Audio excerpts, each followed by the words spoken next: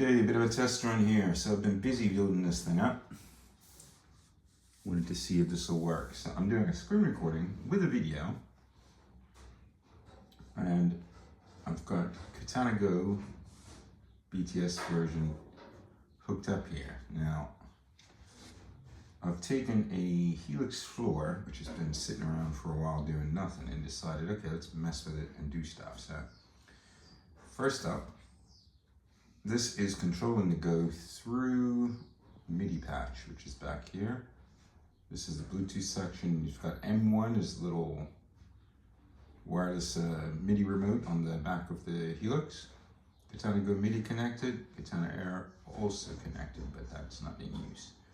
These are all your MIDI patch assignments that I've put in, and for the most part these are just toggles.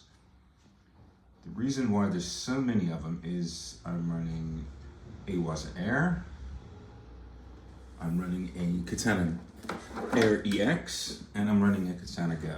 So a lot of stuff that can be controlled at once in this load of MIDI patch. But the wicked thing about MIDI patch is you can add additional patches all you want. So I could take the 0 to 127, 128 MIDI CCs or PCs or notes, whatever you want, and I could attach them to all kinds of different things, not just toggles, but things like your volume or your volume per parameter in all of the different sets. So a lot of stuff could be done, but I'm just going to concentrate today on purely these toggles. So what I found was really interesting. One, you can build multiple presets like this. And this one on the floor you can see here is all green.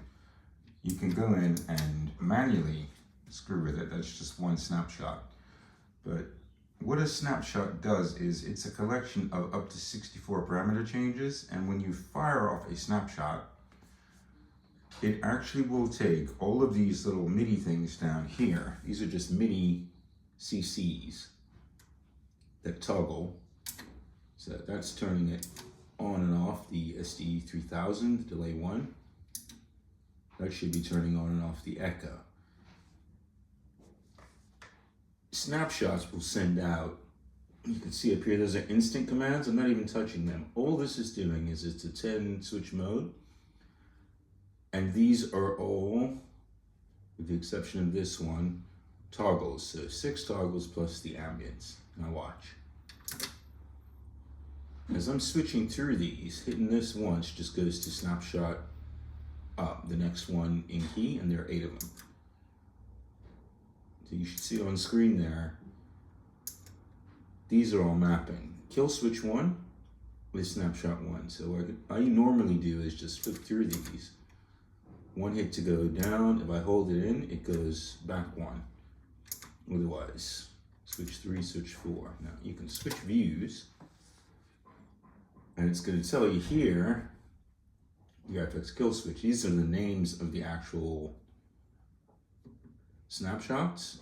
Boost and mod off, all on, delay 1 and 2 off, mod and delay 2 off, just combinations of different things. So that could apply to pretty much any of the 30 presets.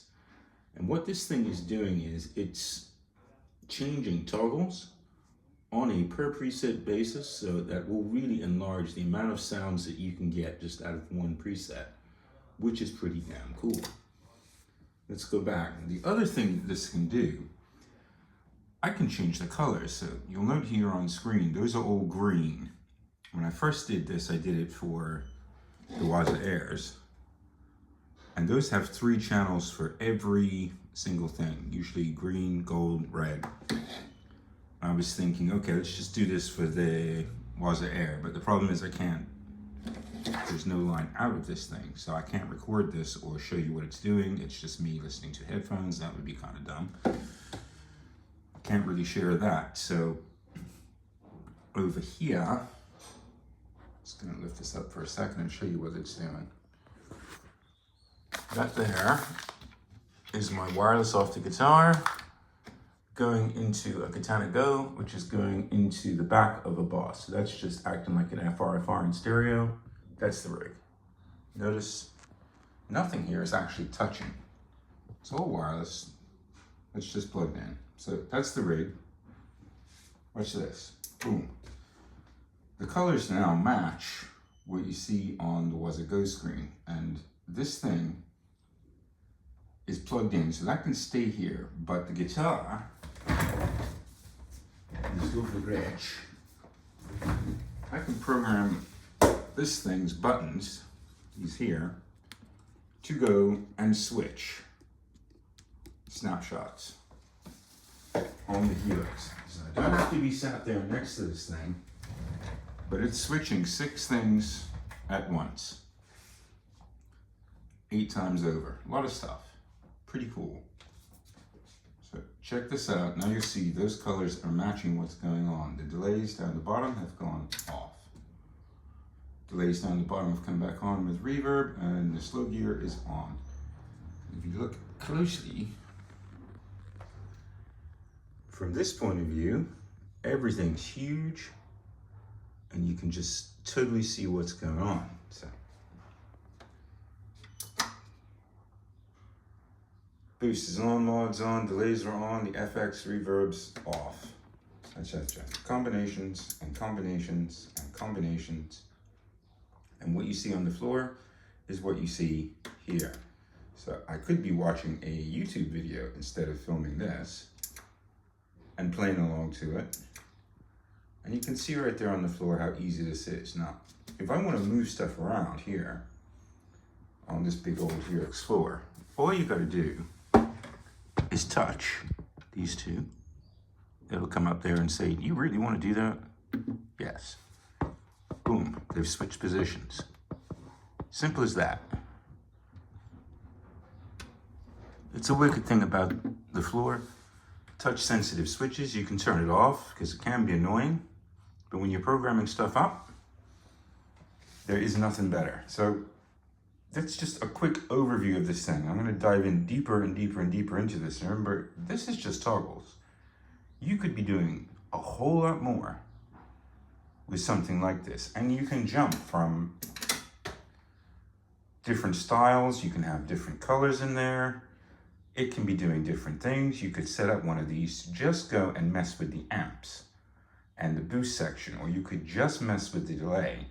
So the selection of these 8 switches here,